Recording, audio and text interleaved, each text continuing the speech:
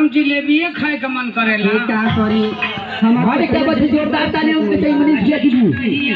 हाँ हाउ जवन गुड़हिया होले उहा खा रे।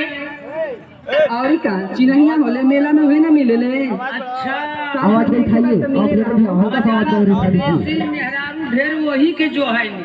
हरी का हम बड़ी मन से खाइला हम जानी ला ऐसा है ना कि चोटहिया जिलेबी सबके ना मिलेला।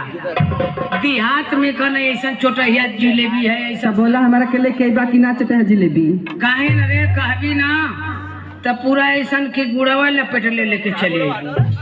अरे पागल कहीं का गुड़ा लपेट के ढेर के लेके आईबा।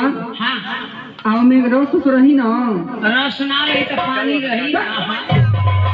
हरामी कहीं का कुत्ता कहीं का कुत्ता कहीं का कुत्ता हम आई और ही क्या है तू हम कुत्ता है। हाँ तू कुत्ता है हाँ अच्छा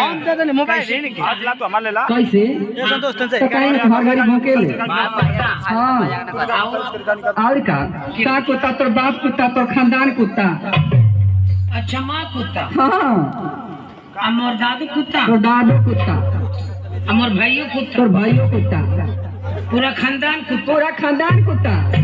कौन कुत्ता? हाँ ये बता का माँ कुत्ता हाँ मोर दादा कुत्ता हाँ मोर भैया कुत्ता हाँ मोर खानदान कुत्ता सब कुत्ता तो ये बता माहू कुत्ता हाँ तो हमहन पूरा पलवरिया मिल के हाँ कहिया तोर भदेली चटले रहनी।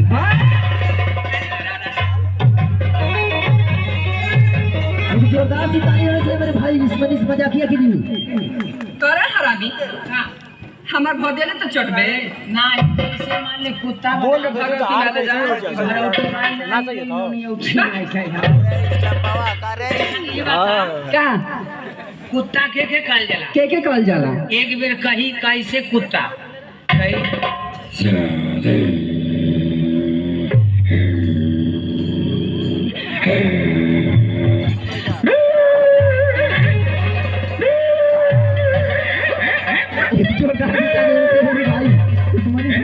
जोरदार सी ताली होनी चाहिए अरे बिना मानी का रे का रे भोकी का काहे ना भोकी करे राती का चुपचाप जेबी तना भोकी छोड़ क्या करियो हाँ। जब कुत्ता ऐसा रखलो तो चुपचाप डरन जाइला ना। हाँ तो उ करियवा कुत्ता कौनो लोहा का कुत्ता ना है। अरे ए ई केकर कुत्ता हो ए हाँ ये कुत्ता जगन्नाथ का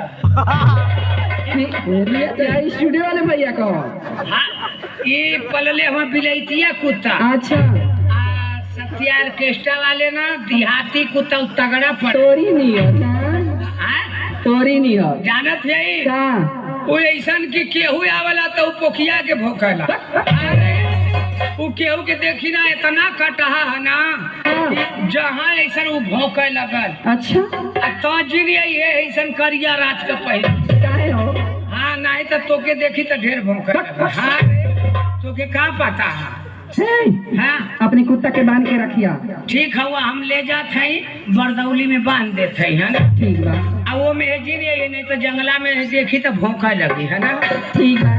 ए राजा एगो बात कहूँ कहाँ का बात कह दी नहीं कहाँ का बात है हाँ आज तो कितना नहीं अरे हर तब का जिन छू मेहरारून के छुअले पर मुझे करौना धैले था है ना जनरली ऐसा हाँ करौना हाँ रे का हम कोई बाहर विदेश से लेकर तो करौना थोड़ा अरे मामी तू नहीं करौना ना धरा था तब वो गाँव में किरौना हली जात हम तुहके कौन पता।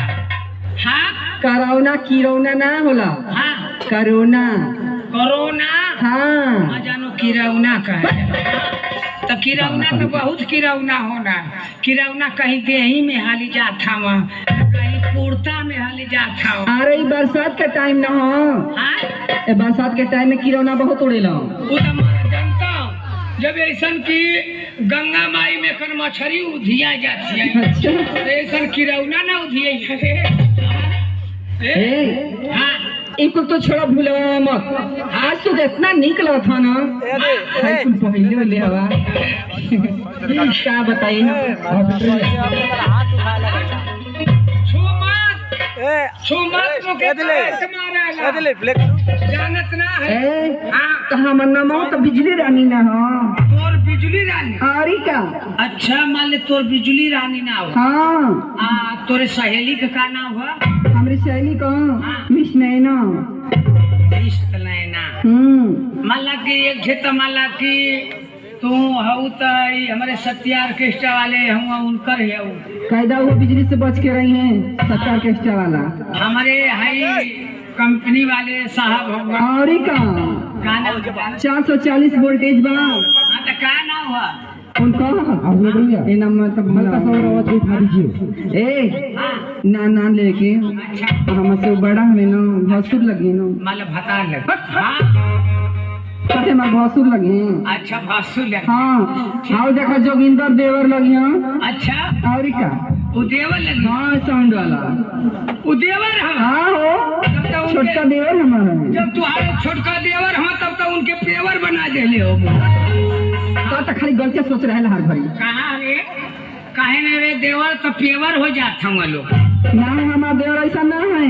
हाँ और का अच्छा एकदम ठीक हम। हाँ प्यार बड़ी माने ना मोहब्बत वाला। हाँ जाना बजाया तो जरूर हम के चटे हैं जिलेबी लेके। अरे वाह तो कब ना हम निकल गए थे।